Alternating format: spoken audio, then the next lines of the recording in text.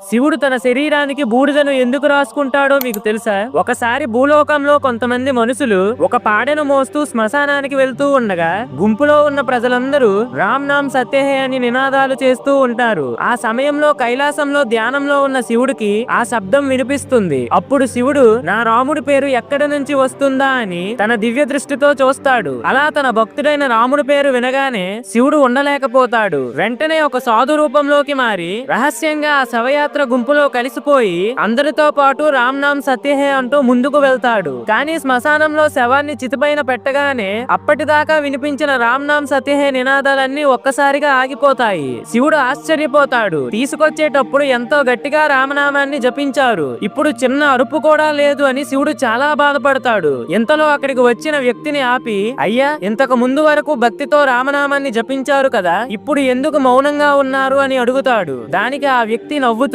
శవం కాలిపోయింది కదా, ఇంకా ఎవరి కోసం రామనామాన్ని జపించాలి, పని అయిపోయింది, బయలుదేరు అని అంటాడు. శవం కాలిపోయాక అందరూ ఇంటికి వెళ్లిపోతారు. కానీ శివుడు మాత్రం శ్మశానంలో ఒంటరిగా ఉండిపోయి కాలిపోతున్న ఆ చితి బూడిదను చూస్తూ, ఈ శవం వల్లే కదా నేను ఇక్కడి దాకా వచ్చాను, దీని వల్లే కదా నా రాముడి పేరు వినిపించింది, ఈ శవం నుండి మిగిలిన బూడిద చాలా పవిత్రమైనది అని ఆ భస్మాన్ని శరీరానికి రాసుకుంటాడు. ఆ రోజు నుంచి శివుడు నిరంతరం భస్మాన్ని రాసుకోవడం మొదలు పెట్టాడు. ఫ్రెండ్స్, ఓం నమః శివాయ అని కామెంట్ చేయండి.